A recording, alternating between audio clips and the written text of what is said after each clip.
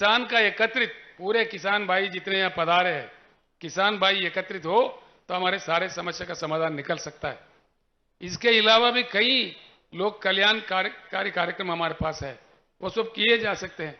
कोई गरीब शादी करता है, 1 लाख रुपए दे देते हैं हम लोग।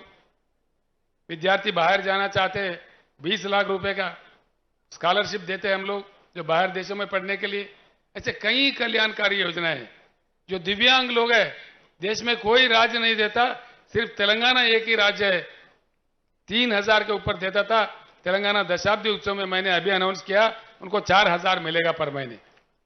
यहाँ पे पेंशन क्या मिलता है? मेरे ख्याल से कोई 600 रुपए मिलता है। तेलंगाना में हम 2000 रुपए पेंशन देते हैं। मैं महाराष्ट्र वासियों को, जो पेंशनदार है, उनको खुलकर कहता हूं, महाराष्ट्र में बीआरएस का सरकार लाओ, पूरे किसान के काम भी हो जाएंगे और वेलफेयर मेजर्स भी, आपको पेंशन 2000 मिलेगा, बाजाब्ता मिलेगा, किसी का दिवाला नहीं निकलेगा, बिल्कुल बाजाब्ता आराम से दे सकते हैं। ये सारे चीज हो जाएंगे, सारे चीज संभव है जबकि हम एकत्रित हो। दलित वर्ग हमारे देश का एक अंग है, उनको हमने पीछे रखा है, वो हमारा ही पाप है। उस पाप को हमको धोना पड़ेगा, कोई अन्य आके नहीं करेगा। अमेरिका देश में काले लोगों को गोरे लोगों ने बहुत सताया था, बहुत रुलाया था, बहुत उनको वंचित किया था।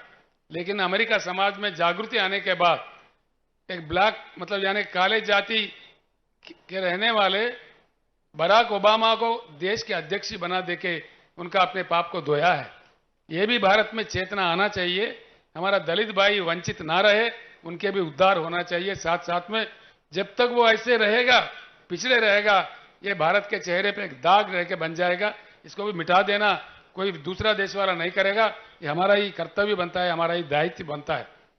यहाँ के पार्टियां पूरे प्रस्तापित है, इनको क्या डर है समझ में नहीं आता, क्यों ऐसा करते हैं समझ में नहीं आता, क्यों उल्टा सुल्टा बात करने लगते। हमारा जो एजेंडा है उस एजेंडा पे बात करो, उस एजेंडा डिस्कस करो। देवेंद्र फडणवीस जी जो भूतपूर्व मुख्यमंत्री, अब के उप मुख्यमंत्री है, नांदेड़ में पहली बार जब मैं आया था तो उन्होंने कहा था, केसीआर जी आपका यहाँ क्या काम है? आपका तो काम तेलंगाना में है। मैंने कहा भैया मैं भारत के नागरिक हूं, कहीं भी जाके काम कर सकता हूं, मैं यहाँ किसान के उद्धार के लिए आया हूं। अगर मुझे नहीं चाहते हो, तेलंगाना एजेंडा मक्की का मक्की 100% इंप्लीमेंट करो, मेरा काम खत्म, मैं मध्य प्रदेश चले जाऊंगा, महाराष्ट्र नहीं आऊंगा।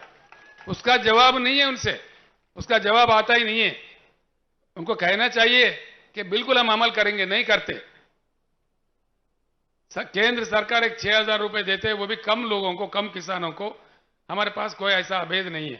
पूरे किसान जितने भी है, 70 लाख किसानों को हम रईत बंधु जो स्कीम है 10,000 देने वाला, छोटा बड़ा सब किसानों में देते हैं, कोई भेदभाव नहीं है उसमें। इसी प्रकार का यहां भी आना चाहिए। लेकिन जैसा बीआरएस ने प्रवेश किया महाराष्ट्र में, फिर 6000 का ऐलान हुआ। वो किसको देंगे? जो किसान सम्मान निधि मिल रहा है उन्हीं को देंगे, बाकी को नहीं देंगे। वो भी पूर्ण रूप से नहीं, 2-2 हजार करके 3 किस्तों में देते हैं। हमारे पास ऐसा नहीं है। फसल को 5000 एक देते हैं निवेश के लिए, फिर दूसरा फसल के दूसरा दे देते हैं। मुफ्त में पानी देते हैं, मुफ्त में बिजली देते हैं, और हर दाना उनका खरीदते हैं। खरीदते भी कैसा? सीधा उनके बैंक में जाता है। आप लोग प्रसन्न हो जाएंगे मेरे बात सुनकर। तेलंगाना में मैंने देखा है, मुख्यमंत्री बनने के बाद 2 साल किसानों का जो कष्ट है, मुश्किल है, मैंने देखा है। उसके बाद में पूरी तलाटी व्यवस्था हमने बर्खास्त कर दिया है तेलंगाना में। तलाटियों का जो काम है आप जानते हैं, हमारी भूमि उनके नाम पे लिख दे, इनका भूमि उनके नाम पे लिख दे, वहां पूरा तलाटी व्यवस्था ही बर्खास्त कर दिया कानून बना के। उनके पेट में नहीं मारा हमने, दूसरे डिपार्टमेंट में उनको नौकरी दिया, और तलाटी व्यवस्था निकाल के धरणी बोल के एक पोर्टल ला के सारे जमीन का रिकॉर्ड हमने डिजिटलाइज कर दिया। उसके लिए उस माध्यम से ये सुविधा होता है किसानों को। धान खरीदते हैं, किसी के पास फिरने की जरूरत नहीं है, सीधे किसान के बैंक अकाउंट में जाता है। जो 5000 हर फसल के लिए हम निवेश के लिए देते हैं, वो भी सीधा, ना दरखास्त देना है, ना दफ्तर जाना है, सीधा उनके बैंक अकाउंट में जाता है, हैदराबाद से जाता है। किसान का जो बीमा है उसके लिए कहीं दरखास्त नहीं देना है, सीधे उनके अकाउंट में बैंक में चले जाता है। ये संभव बात है। ये बात जब तेलंगाना में हो रहा है, महाराष्ट्र सरकार क्यों नहीं कर सकता? यही मेरा क्वेश्चन है, यही मेरा सवाल है। सिर्फ महाराष्ट्र ही नहीं, मध्य प्रदेश में क्यों नहीं, उत्तर प्रदेश में क्यों नहीं, पूरे अन्य भारत में क्यों नहीं? ये संभव होते हुए भी एक राज्य में, हिंदुस्तान के एक हिस्सा में हो रहा है, बाकी भारत में क्यों नहीं। इसीलिए मैं आप तमाम लोगों से, सभी लोगों से मैं प्रार्थना करूंगा, ये पूरे भारत के किसानों के जंग है, उनके प्रतिनिधि है बीआरएस पार्टी, सिर्फ महाराष्ट्र या तेलंगाना किसी एक राज्य का नहीं है।